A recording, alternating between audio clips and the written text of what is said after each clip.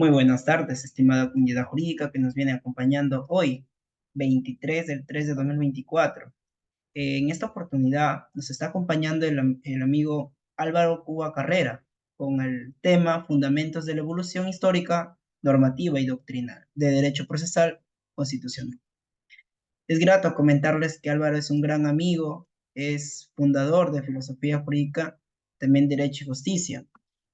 Y en tanto, mi buen amigo, te damos la bienvenida a nuestra Asociación Jurídica Derecho en Línea y sé que nos lumbrarás con esta magistral ponencia con respecto a lo constitucional.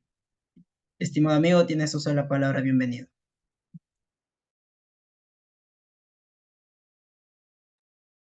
Qué tal, hermano? ¿Se me escucha bien, verdad? Sí, todo conforme. Ya, perfecto. Las diapositivas que te compartí un favorcito en caso puedas compartirlas.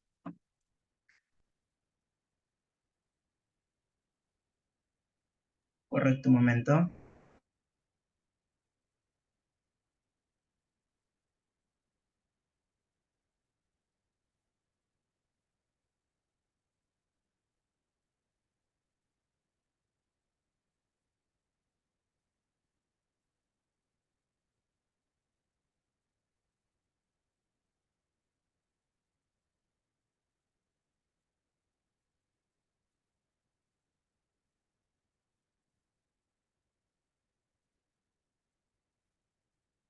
Bien.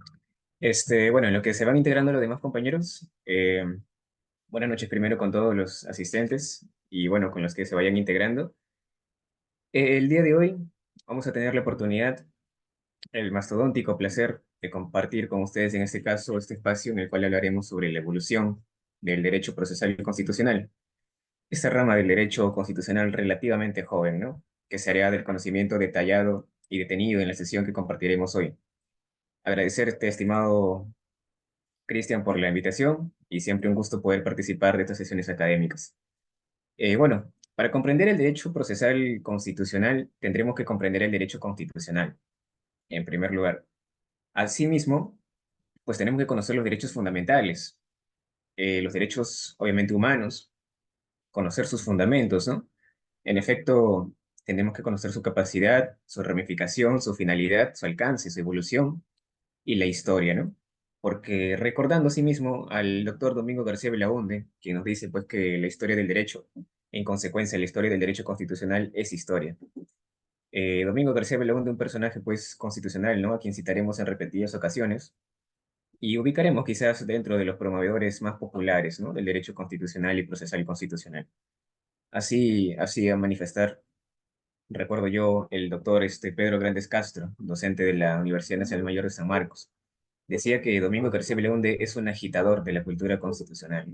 Pero bueno, pasemos a la siguiente diapositiva, por favor, hermano. Bien, tomaremos como fundamentos básicos tres conceptos muy breves, como palmariamente es visible en la diapositiva, ¿no? Que se presenta.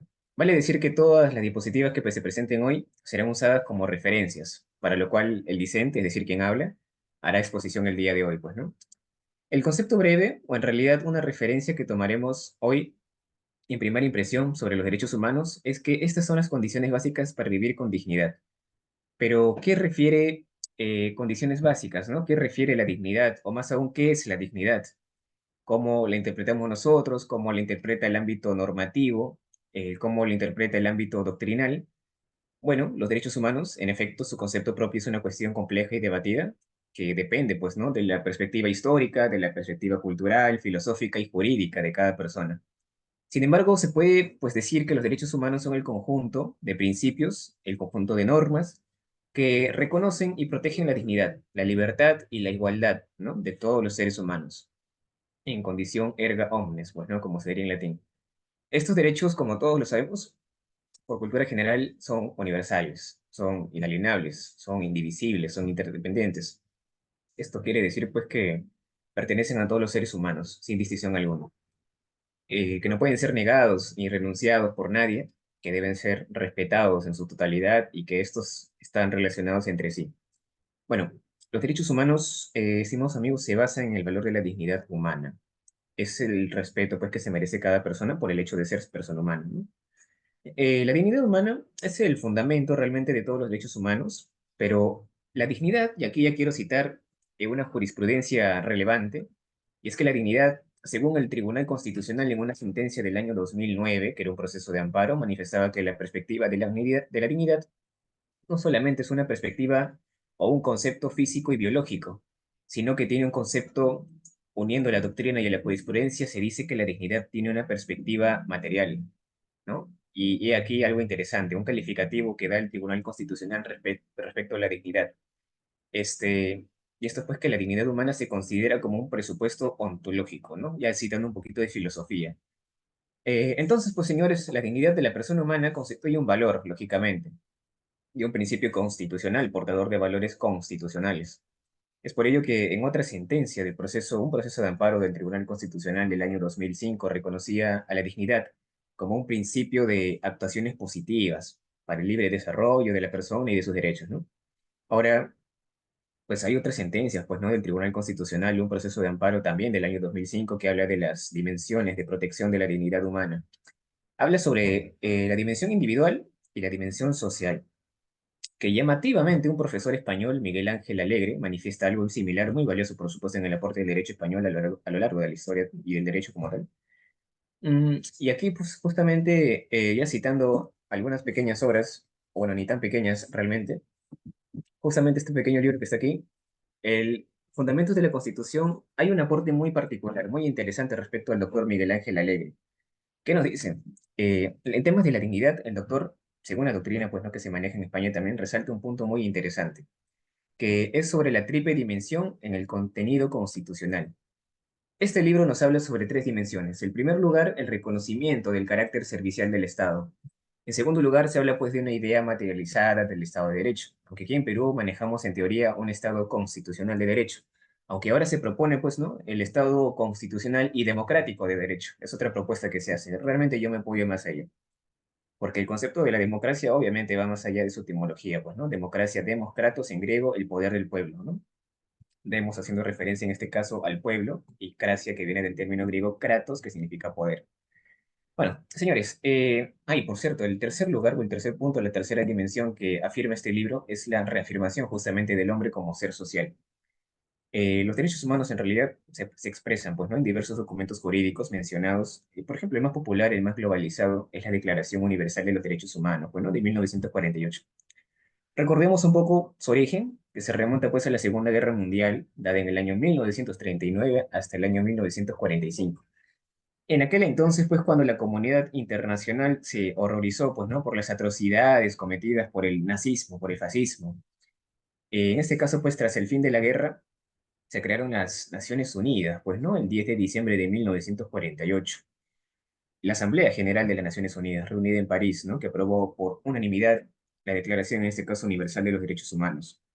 Ahora, como un ideal común para todos los pueblos y naciones, justamente es que se da este concepto o este aporte jurídico en la historia.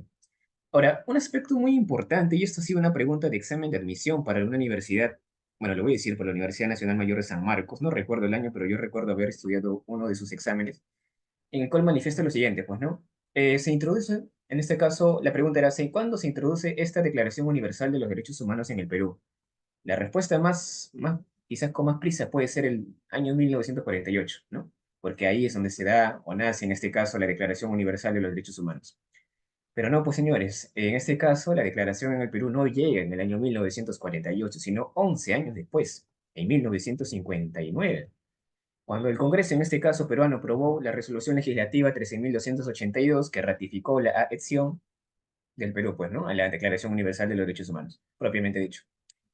Y la resolución en este caso se publicó pues el 9 de diciembre de 1959, justamente un día antes, ¿no? Del 11º aniversario de la proclamación de esta declaración.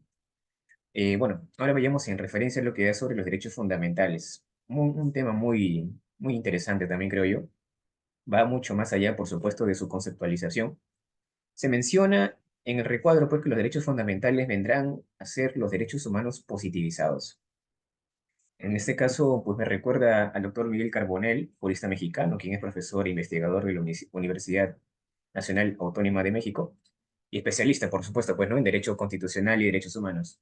Él decía, pues, que los derechos fundamentales son los derechos humanos constitucionalizados, o sea, algo similar a, a lo que dice en este caso la diapositiva. Porque claro, pues no es obvio reconocer los derechos fundamentales que son aquellos derechos humanos que han sido reconocidos, que han sido garantizados por las constituciones de los estados, lo que en este caso les otorga una mayor protección jurídica, una mayor eficacia frente a los poderes públicos y los particulares. Pero ahora el Tribunal Constitucional realmente clasifica una forma muy didáctica, ¿no? A los derechos fundamentales, a lo que yo le llamo una teoría tridimensional, tal y cual como lo establecí en un artículo de, bueno, aún no se ha publicado, pero justamente el artículo refiere esa teoría tridimensional que hago sobre los derechos fundamentales. Es aquí en donde se estaría, pues, respondiendo esa pregunta de muchos, quizás, ¿no? ¿Por qué no hay un recuadro que hable sobre los derechos constitucionales? Pues en este caso, basándome en la doctrina del Tribunal Constitucional, el Tribunal Constitucional de alguna u otra forma refiere, creo yo, estudiando, analizando algunas sentencias y demás aportes, pues que podría encontrarse una primera clasificación. Los derechos fundamentales expresos, ¿no? Son los que taxativamente aparecen en un texto constitucional. Por ejemplo, el derecho a la igualdad, el derecho a la vida, a la libertad. Mientras que podremos encontrar una segunda clasificación, ¿correcto? El primero de la clasificación son los derechos fundamentales expresos. El segunda clasificación son, en ese caso, los derechos fundamentales implícitos, ¿no? O sea, que surgen o están contenidos en el ámbito de un derecho fundamental expreso, ¿no? O sea, lo comentado antes. En este caso, pues que no se expresa de forma explícita, sino de implícita, ¿no? Pero ahora, este contenido, esta segunda clasificación de los derechos fundamentales implícitos tiene también una ramificación muy interesante. Se habla en este caso sobre los derechos fundamentales implícitos clásicos, que son aquellos que reconocen como tales desde siempre. Por ejemplo, en el derecho al debido proceso está el derecho al plazo razonable, a la prueba, a la medida cautelar, etcétera. Mientras que también encontramos los derechos fundamentales implícitos, pero no clásicos, sino modernos, ¿no? Los que se descuelgan de otros derechos. Por ejemplo, el derecho a la salud, que se descuelga el derecho al agua, ¿no? Supuestamente el Tribunal Constitucional en este caso ya quiere pues sentarse, ¿no? Y decir, ¿saben qué? Propongo yo una tercera ramificación de los derechos fundamentales. En este caso, el Tribunal Constitucional llama en una tercera ramificación, por así decirlo, a los derechos fundamentales nuevos. ¿Qué son estos? Pues, ¿no? Según ellos, nacen en base a las sentencias del Tribunal Constitucional. Aunque esto sigue realmente sometido a debate, ¿no? Porque, claro, la pregunta es, ¿el juez crea o no crea derecho? En este caso, las sentencias del Tribunal Constitucional crean o no crean derechos, ¿no? En un artículo de reciente escritura, eso sí se ha publicado, relacioné en este caso el campo del derecho con una disciplina de auxilio, una disciplina que yo estoy muy apasionada, en este caso es la lexicografía, ¿no? Radicada de la gramática. En este caso, pues, ¿no? La lexicografía, en consecuencia de la gramática, nos dice, tomando en consideración obviamente el diccionario de la Real Academia Española, ¿qué significa crear y qué significa en este caso producir? Crear, señores, implica producir algo que antes no existía, generar la existencia de algo o fundar algo que no existía antes. Mientras que producir implica transformar los materiales existentes en un producto, en este caso, determinado, un producto X, ¿no? Siguiendo un conjunto, por supuesto, de operaciones establecidas, ¿no? Según un seguimiento de mecanismos, qué sé yo. Así que en este caso, dado estos conceptos, ¿no? De qué es crear y qué es producir, podremos responder esa pregunta. Ustedes mismos pueden sacar sus conclusiones, incluso, ¿no? Con lo que acabo de manifestar, sobre si el juez crea derecho o produce derecho, ¿no? En este caso, la sentencia del Tribunal Constitucional crean o producen derechos, ¿no? Ya dada la conceptualización, creo yo que siempre la gramática en el derecho al menos es correcto, aunque en la redacción jurídica muchas veces no es competente, pero cuando hay que auxiliar algún percance, creo yo que sí es muy beneficiable. Entonces, bueno, ahí podrían sacar sus propias conclusiones, si el Tribunal Constitucional crea o produce derechos, porque ¿qué poder tiene, qué poder realizar en este caso? Pues crean las leyes, ¿no? Eso ya es más que obvio, esa es pregunta de primer ciclo. Así que bueno, estimados amigos, y ya para ir entrando en materia en su amplitud, ¿no? Hablaremos de forma sencilla, realmente, de forma rápida, lo que concierne el derecho constitucional. El derecho constitucional en este caso, pues será visto como el conjunto de normas, el conjunto de principios, el conjunto de valores que regulan la estructura, que regulan la organización, que regulan el funcionamiento del Estado, ¿no? Así como las relaciones entre los poderes públicos y los ciudadanos, ¿no? El derecho constitucional realmente tiene como fuente principal la Constitución. que es la ley suprema en nuestro país, ¿no? El famoso principio de la supremacía constitucional. Y justamente es base, pues, ¿no? Del Estado constitucional de derecho. Hay algunos constitucionalistas que a pesar de su estudio aún sostienen que existimos o vivimos en un Estado de derecho, ¿no? O sea que el derecho está por encima de la Constitución. Pero bueno, queda a libre albedrío. En este caso, vale ahora decir pues que el derecho constitucional se basa en otras fuentes, ¿no? Como la historia, como la jurisprudencia, la doctrina y la costumbre. El derecho constitucional realmente dentro de sus finalidades es garantizar, por supuesto, el respeto a la dignidad humana, que ya le hemos comentado, ¿no? La democracia, el Estado de Derecho, o en nuestro caso el Estado constitucional de Derecho, ¿no? Y la soberanía, por supuesto, nacional. Ya sabemos nosotros que nos concierne en este caso, ya sabemos lo que concierne un Estado de Derecho y un Estado constitucional de Derecho, que a pesar de ello aún sigue en debate, pues, ¿no? Por ciertas tribunas del derecho como tal.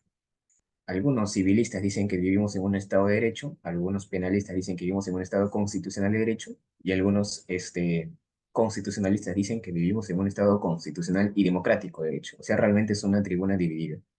Pero bueno, señores, esas son algunas pequeñas cosas que hay que saber para ahondar un poco el tema del derecho procesal constitucional. Siguiente diapositiva, por favor, estimado. Perfecto. Antes de hablar del derecho procesal constitucional como tal, habría que dar una pequeña muestra de lo que es la teoría, en este caso, del proceso. ¿Qué es el proceso, no? Bueno, la teoría del proceso será aquella que se ocupará de analizar las características, analizar, en este caso, la estructura, analizar las funciones del proceso jurisdiccional, así como las relaciones, pues, ¿no? Entre los sujetos procesales, el juez, las partes, los terceros y los actos procesales como tal, la demanda, la constatación, la prueba, la sentencia, etc. Pero la teoría del proceso es una disciplina fundamental, ¿no? Para el estudio y la práctica del derecho como tal. ¿Por qué? Pues porque en esta va a proporcionar los elementos teóricos, los elementos metodológicos para comprender y aplicar el ordenamiento jurídico procesal. Bueno, por otro lado, ya podemos decir que la teoría del proceso como tal también va a contribuir, pues, ¿no? Al perfeccionamiento del derecho procesal y a su palmario desarrollo, pues, permite identificar lagunas, contradicciones y deficiencias, por supuesto, del sistema procesal vigente y proponer, ¿no? Por supuesto, las soluciones adecuadas a las necesidades sociales y necesidades jurídicas. Pero ya de una vez, ahora sí, para entrar por todas al derecho procesal constitucional, que es lo que nos compete el día de hoy, vale decir que esta teoría del proceso se divide en varias ramas, bueno, según el proceso de la materia que se estudia. Así tenemos, por ejemplo, la teoría general del proceso, que refiere a los aspectos comunes a todos los procesos. Vamos a tener la teoría del proceso civil. ¿De qué se ocupa? Del proceso destinado a resolver conflictos de naturaleza civil. La teoría del proceso penal, que se dedica, en este caso, pues al proceso orientado, ¿no? A la persecución y sanción de delitos. La teoría del proceso administrativo, que se refiere al proceso que tiene por objeto el control de la legalidad de la actuación administrativa. La teoría del proceso laboral es obvio porque se relaciona con el proceso que tiene por finalidad la tutela de los derechos, intereses, pues, ¿no? De los trabajadores y, por supuesto, los señores. En este caso, el trabajador, que es la otra parte, pues, ¿no? Así es que, bueno, señores, la teoría del proceso constitucional que se encarga el proceso dirigido, pues, no a la protección y defensa de los derechos fundamentales, en consecuencia, los derechos constitucionales. ¿Por qué? Ahora les pasaré a comentar ello. El derecho procesal constitucional, en realidad, y ya comentando un poco lo que refiere la diapositiva, nos dice en este caso que es una rama fundamental del sistema jurídico de muchos países encargada de regular los mecanismos y procedimientos a través de los cuales se garantiza la protección y defensa de los derechos y principios establecidos en las constituciones. Eh, bueno, en efecto, pues, ¿no? La evolución y el desarrollo del derecho procesal constitucional están realmente intrínsecamente ligados a la historia de los sistemas políticos, a la historia de los sistemas jurídicos, así como a la necesidad, en este caso, como dice ahí, de salvaguardar el Estado de Derecho y garantizar la supremacía constitucional. Bueno, hablemos un poco del origen. El origen del derecho procesal constitucional, en este caso, podremos ir por su rastreo, ¿no? Hasta los albores del concepto de la Constitución y del Estado de Derecho. Sin embargo, realmente es en el siglo XX donde este campo del derecho toma un papel preponderante en respuesta a los desafíos planteados por el autoritarismo, ¿no? El abuso del poder, la necesidad de establecer contrapesos institucionales.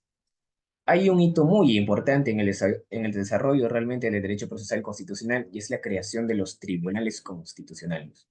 Uno de los primeros tribunales en este tipo fue la Corte, ¿no? La Corte Constitucional de Austria, establecida en el año 1920, recuerden ustedes. No obstante, el modelo más influyente realmente es el de la República de Alemania, con su Tribunal Constitucional Federal creado después de la Segunda Guerra Mundial en el año 1951. Este tribunal desempeñó realmente un papel crucial en la defensa de la democracia y los derechos fundamentales frente a los posibles abusos del poder estatal. Por supuesto, también es popularidad y buen manejo que tenía el derecho procesal constitucional se expandió rápidamente a nivel global, a nivel mundial, que a medida que más países adoptaron constituciones desarrolladas y se preocuparon por la protección efectiva de esos derechos humanos. ¿A qué voy? A ver, por ejemplo, en América Latina. Por ejemplo, la creación de las Cortes Constitucionales en países como Colombia en el año 91, en Perú en el año 93, marcó un cambio significativo, ¿no?, en la protección de los derechos fundamentales en la región o en el continente. Estas instituciones se convirtieron en guardianes de la constitucionalidad y garantes, pues, por supuesto, de la separación de poderes, ¿no?, desempeñando un papel crucial, en este caso en la consolidación de la democracia de muchos países. La separación de poderes, ¿no? Y ahí radicamos hasta la Revolución Francesa, antes de ello el libro El espíritu de las leyes de Charles Montesquieu. Pero bueno, eso no nos compete el día de hoy.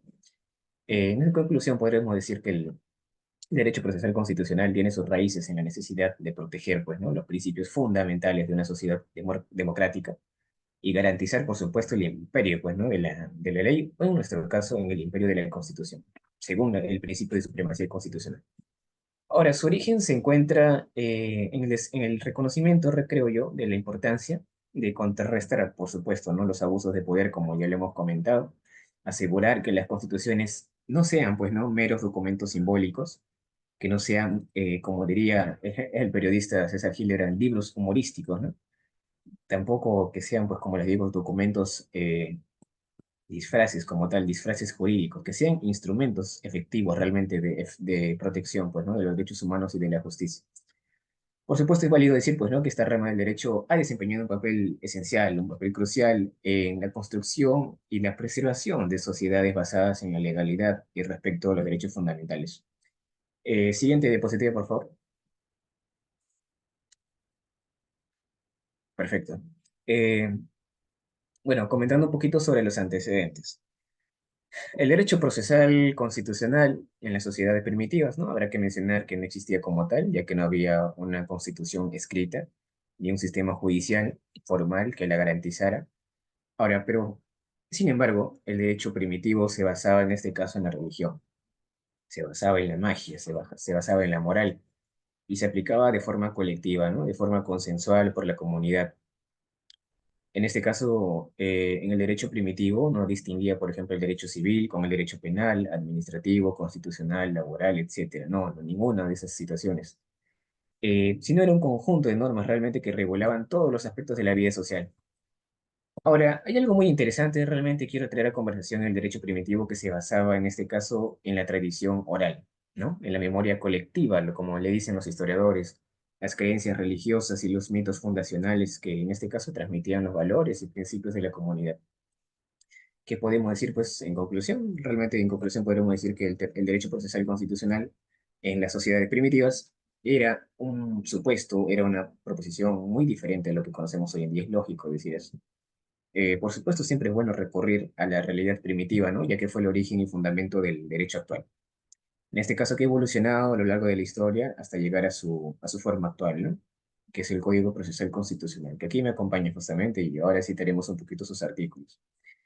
El siguiente recuadro, bueno, las sociedades antiguas, ya un poco más avanzada, por supuesto, citamos brevemente a la antigua Grecia, ¿no? Existía el procedimiento de la Grey Paranomon, se dice en griego, ¿no?, que permitía a cualquier ciudadano impugnar una ley, impugnar un decreto que consideraba contrario a la Constitución o a las leyes fundamentales. Ese procedimiento del Grey Paranomon era una forma, pues, ¿no?, de acción legal que se introdujo en Atenas durante la democracia, ¿no?, la construcción de la democracia. Dejando de lado la antigua Grecia, podemos citar al derecho romano, ¿no?, a la antigua Roma, perdón. Existía en este caso el jus publicum, que era el conjunto de normas las cuales regulaban la organización y el funcionamiento del Estado. Estas normas que se consideraban superiores a las leyes ordinarias, lógico. El jus publicum pues protegía mediante el irte dictum, que lo conocemos en el derecho romano, que era como una orden judicial, ¿no? Era como una orden que restablecía una situación contraria al derecho público, o en este caso a los intereses estatales.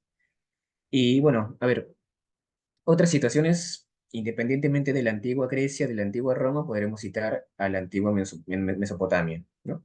Ahí existían los códigos que eran más que todo un tipo de colección de las leyes escritas en tablas.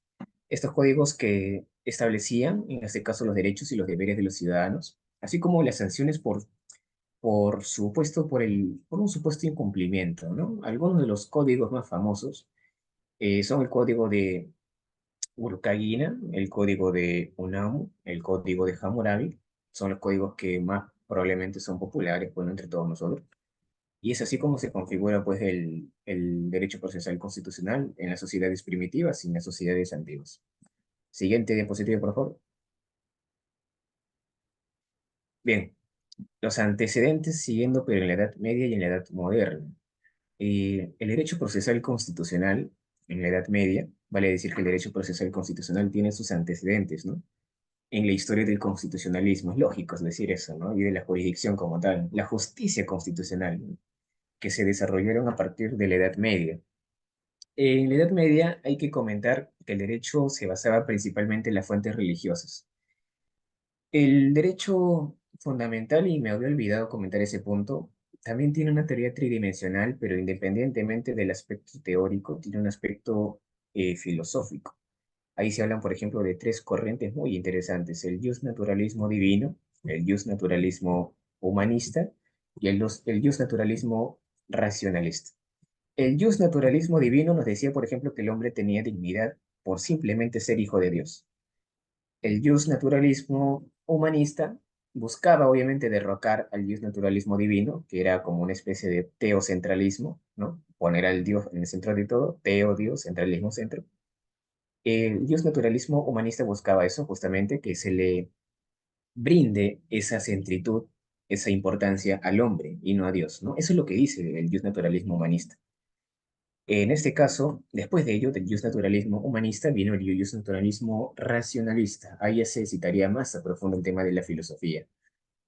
Entre en la obviedad, pues, el tema de la razón y se deja de lado el hombre, ¿no? Justamente comentaba con mi señor padre, le comentaba algunos datitos y le decía, pues, ¿no? Que antes el misterio era saber si es que Dios existía o no. Ahora el misterio es saber si es que el hombre existe o no. Realmente es así.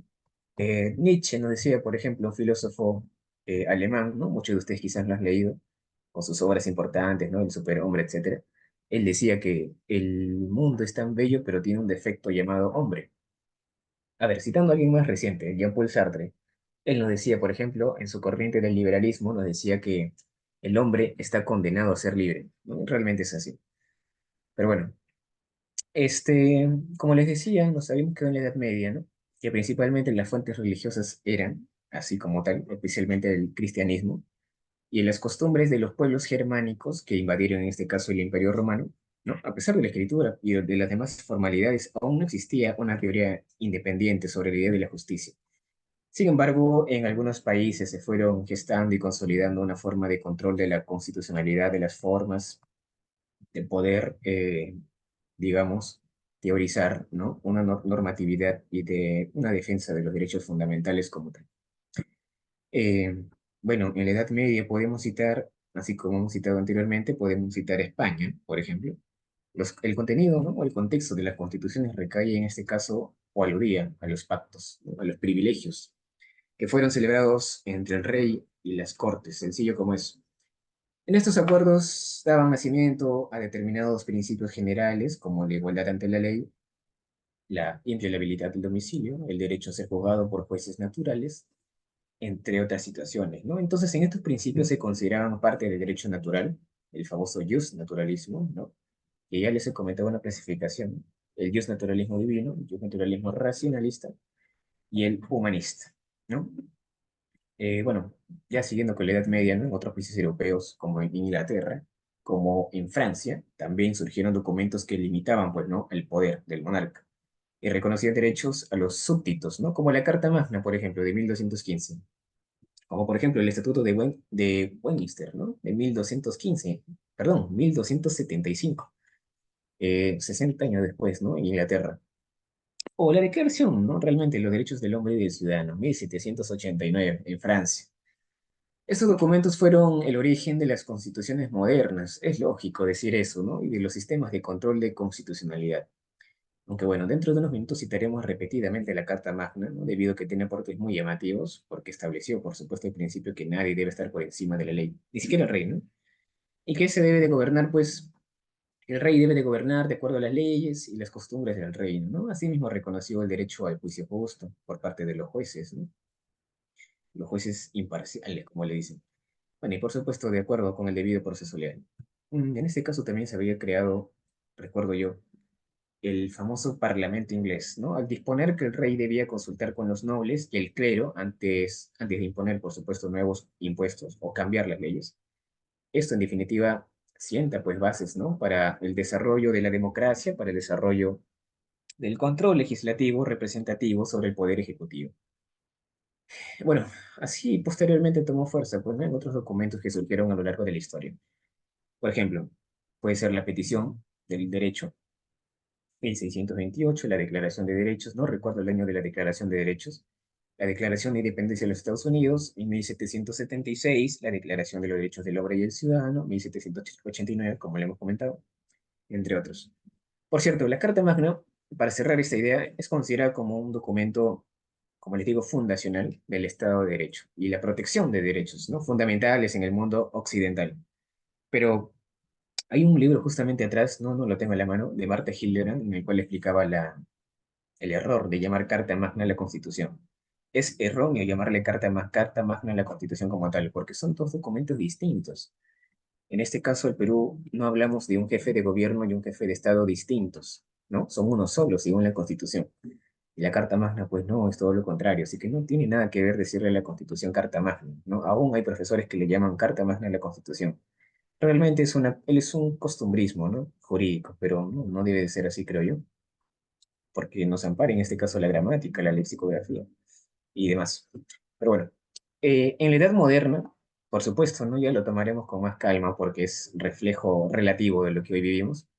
Y el derecho procesal constitucional, en este caso en la Edad Moderna, tiene sus orígenes en el constitucionalismo que surge a partir de las revoluciones liberales de los siglos XVII y del siglo XVIII también, que establecen, ¿no? La supremacía de la Constitución, la división de poderes, el control de constitucionalidad y reconocimiento de los derechos humanos.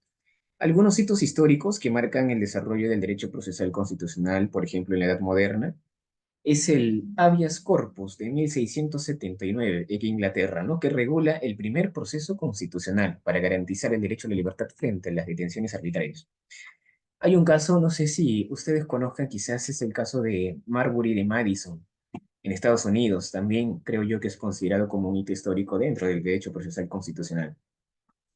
Este caso, pues, va a instituir al sistema judicial de control, en este caso de constitucionalidad, y va a reconocer la potestad de la Corte Suprema para poder declarar la inconstitucionalidad de las leyes contrarias a la Constitución. Hoy conocido como un proceso, ¿no? El famoso proceso de inconstitucionalidad. Y bueno, a ver, cerremos un poquito con la Constitución de Austria de 1920, que crea el primer Tribunal Constitucional como órgano especializado de control de la constitucionalidad, bajo, por supuesto, la influencia, en este caso, de Hans Kelsen. A ver, ¿cómo vamos con el tiempo? Bien. Hans Kelsen, ¿no? Fundador del derecho procesal constitucional según Niceto Alcalá Zamora y Castillo, ¿no? Porque Niceto Alcalá Zamora y Torres es su papá, el primer presidente de la segunda época republicana de España. En este caso, a quien realmente se le atribuye su fundación, y esto lo comentaremos en las siguientes diapositivas, por favor, estimado. Perfecto. Bien. El señor que aparece ahí no es PPK, es Niceto Alcalá Zamora y Castillo. Sin duda alguna, lo más afrontado en el derecho procesal constitucional es radicar al origen del nombre. Y esto porque en algunos países, según los autores, según las distintas tradiciones jurídicas, los nombres que han utilizado, por ejemplo, serán muy variados. Existen diversos calificativos como el control judicial, como la defensa de la Constitución, el control constitucional, la justicia o la jurisdicción constitucional. En efecto, el tema de la justicia constitucional o jurisdicción constitucional solo son los que más se ha expandido. ¿Por qué? Pues Así como se habla de justicia civil o justicia penal, se ha utilizado la expresión justicia constitucional para no quedarse solito. Ese término fue acuñado de la jurisdicción constitucional, fue acuñado por Hans Kelsen. Él usaba ese término, jurisdicción constitucional, grave en serio. Es por ello que el mismo Niceto Alcalá Zamora y Castillo dice que él es el fundador, ¿no? Ahí le preguntaron, ¿quién es el fundador del derecho procesal constitucional? No, yo no soy, es Hans Kelsen. Pero aquí hay que hablar algo importante. Como ya les mencioné, Hans Kelsen utilizaba en este caso el nombre de jurisdicción constitucional, o sea, no tenía claro lo que era una disciplina procesal constitucional, eh, porque la defensa de la Constitución la hacía depender enteramente de la teoría del Estado, que dicho sea de paso es una teoría general del Estado, ¿no? Que es una obra más popular que él tiene, de mayor peso incluso, obra la cual, por supuesto, todos nosotros hemos leído por cultura jurídica, esta obra, pues, ¿no? Donde expone la teoría del Estado y sus fundamentos. Entonces, Hans Kelsen en realidad no tenía la idea precisa de lo que concierne a lo que hoy llamamos derecho procesal constitucional. Y esto no lo digo yo, o sea, solamente, sino lo dicen diversos constitucionalistas a lo largo de la historia. Algunos peruanos, algunos nacionales y otros internacionales, por supuesto. Por ejemplo, a Domingo García Belaúnde incluso se le atribuye la paternidad del derecho constitucional. Yo prefiero no someterme a debate. Dicen que el padre del derecho constitucional es Domingo García Belaúnde y dicen que César Landes es el príncipe del derecho constitucional peruano. Yo realmente puedo expresar mi posición, por supuesto, pero no es el tema el día de hoy. Bueno, Hans Kelsen también tiene un estudio llamado la garantía jurisdiccional, ajá, garantía jurisdiccional de la Constitución, que es un estudio que él lo publica en 1928, correcto. Por supuesto, invito a todos a leer este estudio, pues, ¿no? Que hace Hans Kelsen, por si no lo han leído en este caso. Este, a ver, Hans Kelsen, esa obra que dicho sea de paso fue publicado en francés, ¿no? Y es interesante porque Hans Kelsen viaja, ¿no? A Paria, ¿no? No a París, a Paria, a defender su tesis, ¿no? Y es ahí en donde nadie le hizo caso, ¿no? Para su mala suerte. Hans Kelsen en sus viajes da una ponencia en Viena, en un congreso de profesores alemanes de Derecho Público. Hans Kelsen, en su ponencia, se para, pues, ¿no? Y dice, toda esta reflexión que voy a hacer de la garantía jurisdiccional de la Constitución tiene un basamento teórico. ¿Cómo así? Pues ese basamento teórico que les menciono, señores, es la teoría del Estado. Y esto yo lo he desarrollado en mi libro Teoría del Estado, ¿no? 1925. Eso es lo que manifiesta Hans Kelsen. Entonces, señores, Hans Kelsen usa el nombre de jurisdicción constitucional para referir a sus intenciones, para referir a sus, bueno, a sus intenciones como tal, ¿no? Por supuesto, indudable, ¿no? Que al hablar de justicia o una jurisdicción constitucional nos lleva a teorizar sobre su contenido, que se da a través de un proceso, y que conduce inevitablemente a un planteo que es aún más amplio, ¿no? En efecto, esto solo podía ser lo que concierne hoy al derecho procesal y constitucional, como rama específica, ¿no? Para estudiar la actividad procesal relacionada con la defensa de la Constitución. Ahora hablaremos ya un poco de Niceto Alcalá Zamora, porque si es que hay que hablar de la obra de Hans Kelsen, nos podemos lanzar 2 horas, pero lo que nos compete el día de hoy es el origen del derecho procesal constitucional, que no le compete a Hans Kelsen, le compete a Niceto Alcalá Zamora y Castillo, el señor que aparece en pantalla, que no es PPK, no es Sergio Marcarián, es Niceto Alcalá Zamora y Castillo. ¿Quién es este señor? Es el primero que contribuye a divulgar este término de derecho procesal constitucional en el mundo hispánico, ¿no? En conferencias y artículos que él mismo publica, ¿no? Desde la década de los 30. Por ejemplo, tiene sus ensayos, uno muy llamativo, ahí incluso en diapositiva van a poder visualizar, ¿no? El derecho procesal en España, desde el advenimiento de la República al comienzo de la Guerra Civil, 1938, si es que la memoria no me falla. La Guerra Civil, pues, ¿no?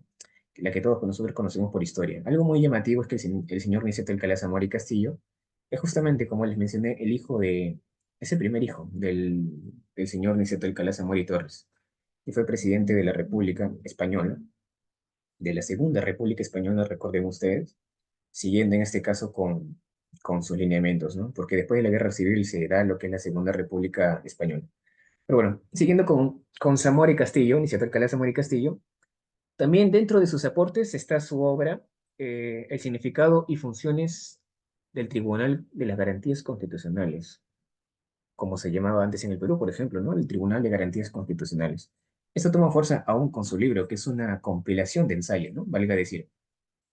Esta obra llamada Ensayos del Derecho Procesal Constitucional, perdón, del Derecho Procesal Civil, Penal y Constitucional, un libro publicado en Argentina, en Buenos Aires, 1944 me parece. Todas estas fechas, si es que yo me las acuerdo, es porque se relacionan con otras. Y es así como se hace sencillo memorizar algunas fechas. Un pequeño tips que por ahí les puede servir, quizás, ¿no? Este, sí, publicado en Buenos Aires, pues, ¿no? 1944, un año antes de acabar la Segunda Guerra Mundial, 1945, ¿no? Así se pueden relacionar las fechas. Bueno, es por ello que en la diapositiva se menciona Horas en exilio, porque no fueron publicados en España, fueron publicados en Argentina, otros libros en México. Eh, ¿Por qué estaban en exilio? A ver, les comento un poquito la historia para no alargarme mucho. Esto debido, pues, estaba en exilio junto a su padre, dicho sea de paso, por las guerras civiles. Posteriormente, Niceto Alcalá Zamora y Castillo va a utilizar una expresión en su libro Proceso, Autocomposición y Defensa de la UNAM de México. El año sí no recuerdo muy bien, pero hay ediciones posteriores realmente que dan una posición muy particular del derecho procesal constitucional. Debe ser en la década de los 40, no pasa de los 50. Entonces, señores, es válido y certero decir que el fundador realmente del derecho procesal constitucional como tal es Niceto Alcalá Zamora y Castillo, ¿no? Y este es un dato importantísimo que hay que manejar. Otro dato, por ejemplo, podría ser que en su exilio en Argentina hace una descripción en un artículo de un código de provincias, porque claro, en Argentina sus unidades políticas se llaman provincias. Es por ello que se llamaron las Provincias Unidas del Río de la Plata, por la caída, por supuesto, del virreinato del Río de la Plata. Bueno, el doctor hace un comentario importantísimo. Dice un artículo, pues, ¿no? Que él publica y dice, que comenta, pues, ¿no? Ahí decía que era un código, el código de Santiago del Estero, me parece que era de Argentina, en aquel entonces, ¿no? Por supuesto. Es un error, él decía que es un error que se incorpore el amparo en el Código de Procesos Civiles y que se incorpore el habeas corpus en el Código de Procesos Penales. Porque claro, pues no, si se involucran derechos fundamentales, debe de haber un código especial. Y esto no es el Código Civil, ni mucho menos penal. Esto amerita una disciplina, ¿no? Y esta es llamada ahora el derecho procesal constitucional. Bajo esa cuestión, bajo ese análisis, es como nace el derecho procesal constitucional, cuestionando que esos procesos constitucionales se involucren en otras ramas que no tienen nada que ver. Esos acontecimientos dados en el año 45, como les digo, post publicación de ese ensayo sobre derechos procesales en el 44, se da esta situación, ¿no? Aunque también es interesante realmente, es que antes del nombramiento de derecho procesal constitucional, habla, ¿no? En un texto, Niceto Alcalá Zamora y Castillo tiene un libro antes de esos ensayos. En ese texto habla sobre la legislación procesal constitucional, dados algunos reflectores de su después novedad que da a conocer que es la nueva disciplina de los derechos procesales, ¿no? Siguiente diapositiva, por favor, para pasar con los autores. Perfecto. Este pequeño mapa muy particular, muy interesante que he elaborado para ustedes. Comentaremos un poco sobre la gráfica basada en los aportes del señor Domingo García Belaúnde, ¿no? Quien en efecto es un promovedor popular y de peso pesado, pues, ¿no? Para el derecho procesal constitucional en el Perú. Vamos a ubicar tres ramas. El derecho procesal constitucional propiamente dicho. La primera rama son los precursores. ¿Quién es el precursor? El precursor será aquella persona que precede a otra persona o a una cosa, ¿no? En líneas generales, anunciando su llegada a una posible situación, en este caso el derecho procesal constitucional.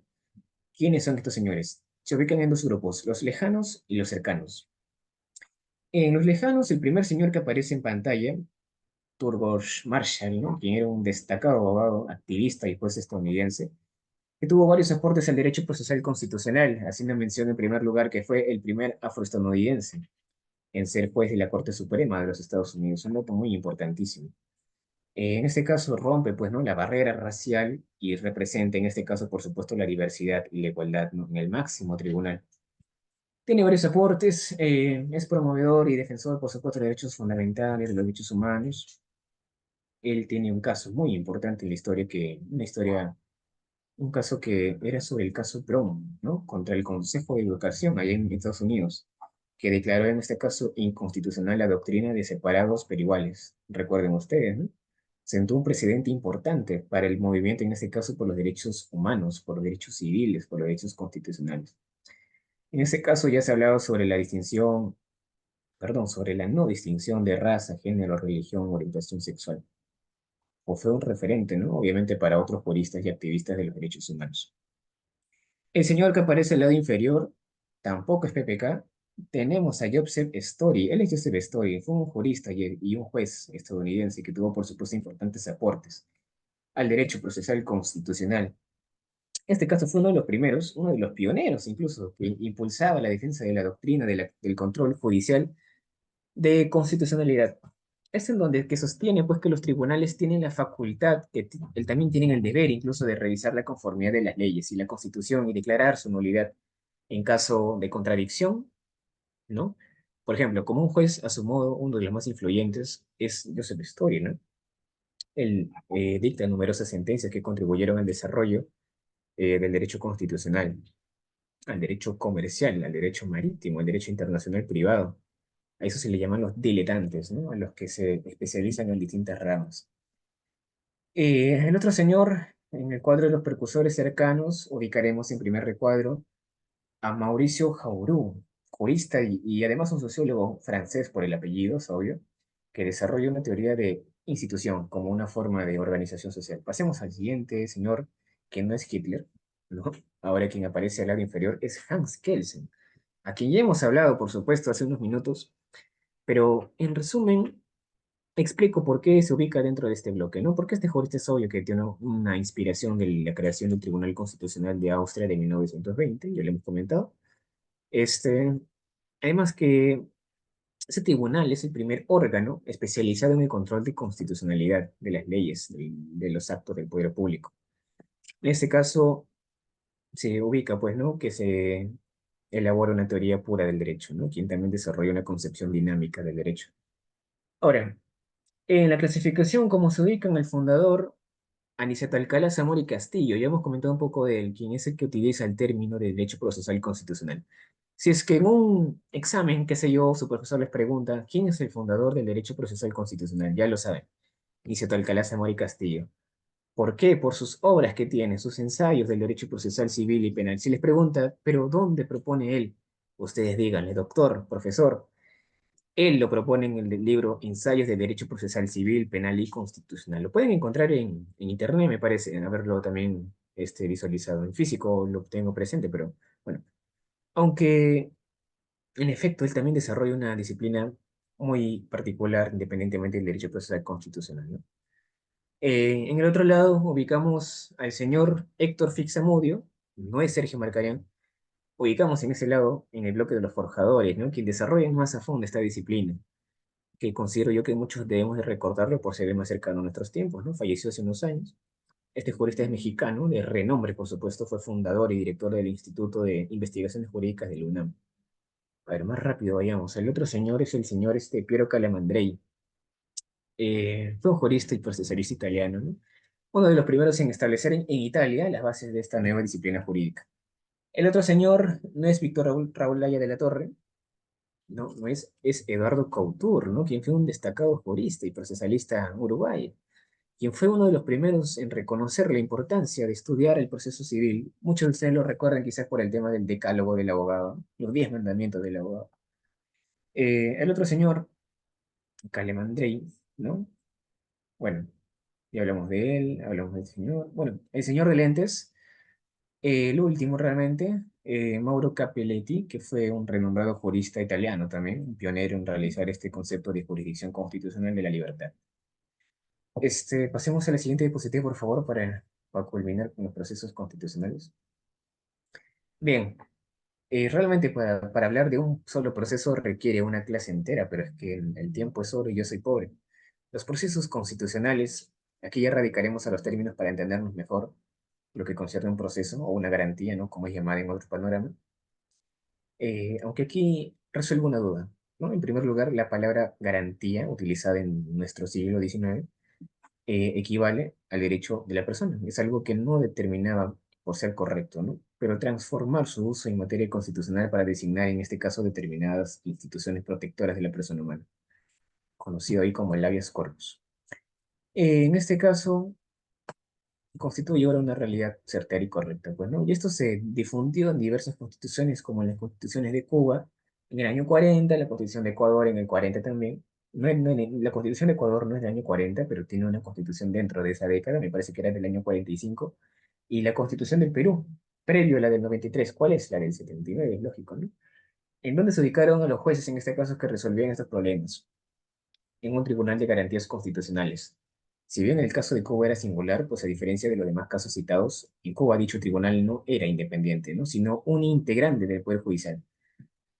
En este caso, estos procesos están regulados por el Código Procesal Constitucional. Aquí justamente tengo uno de los libros. Hay varios libros que aquí he traído para mostrar, pero no hay tiempo.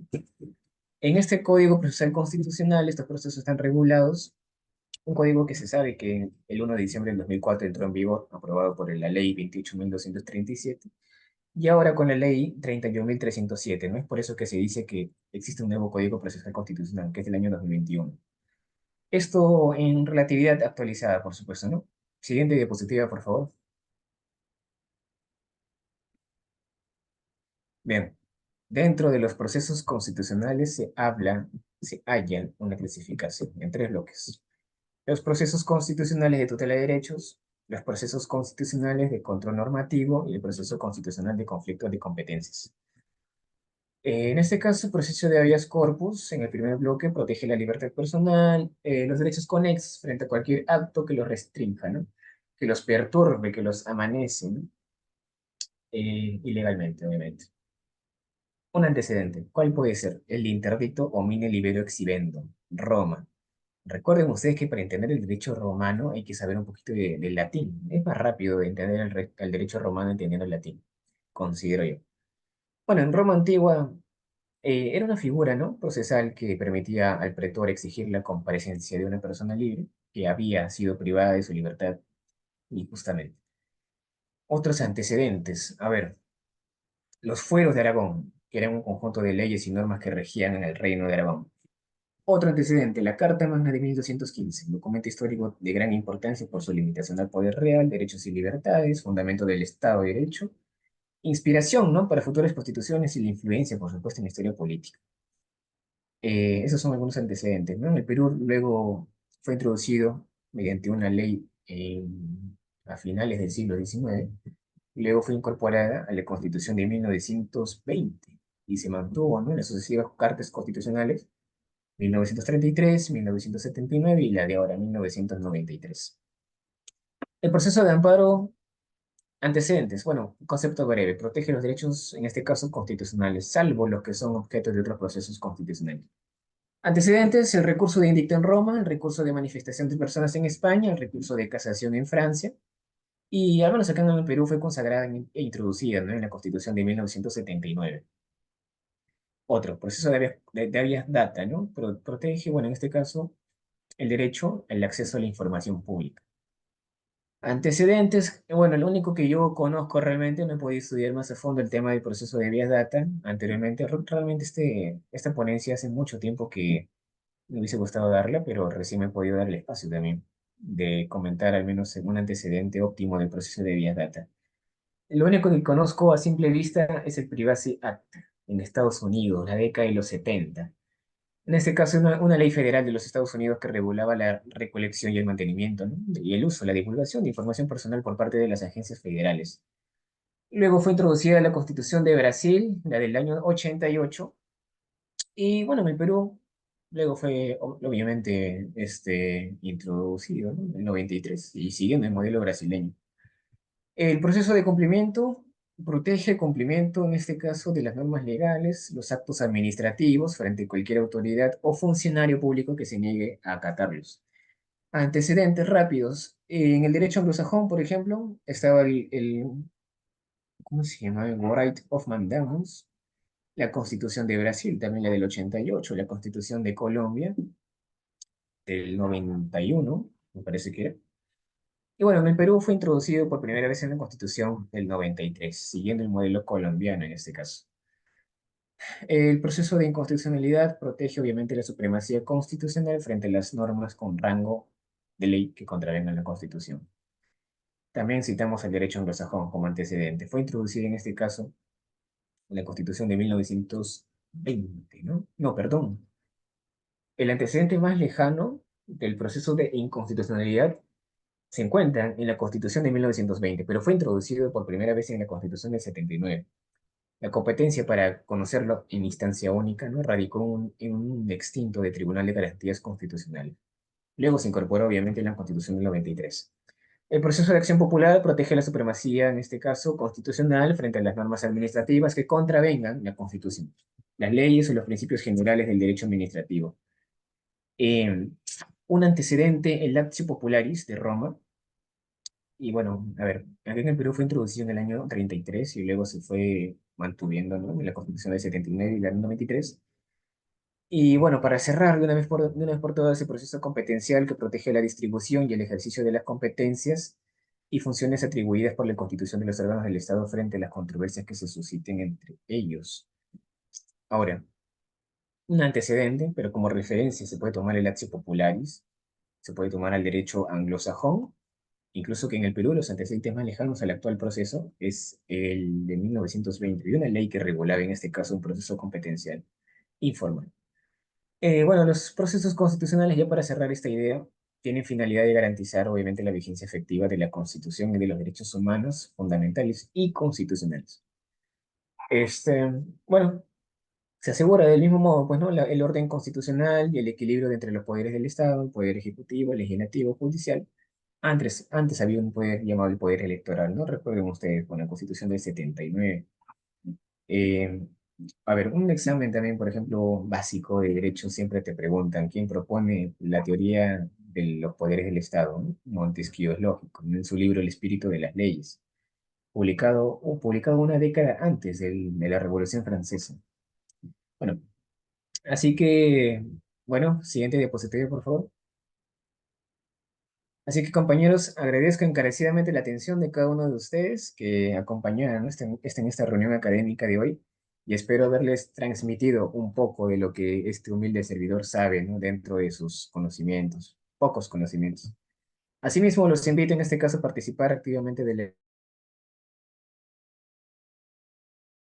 evento, y este seminario multidisciplinario, y esperando pues si nos podemos encontrar en una siguiente oportunidad. Conmigo será hasta la próxima. Muchas gracias. Muy amable, estimado Álvaro. Es correcto, como comentas, si tienen alguna duda o consulta referente al tema, pueden alzar la manito o efectos escribir en la casilla de comentarios, en un lapso de 1 minuto, por favor.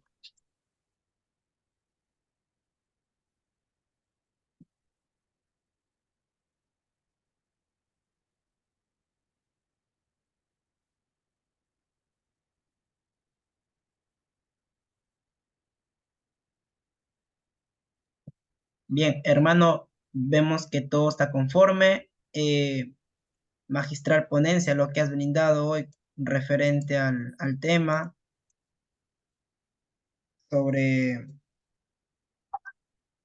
los fundamentos de la evolución histórica, normativa y doctrinaria del derecho procesal constitucional, ¿no? Los fundamentos básicos, como has explicado, eh, lo que se dio, el origen constitucional, gracias a los autores brindados, como son, pues, eh,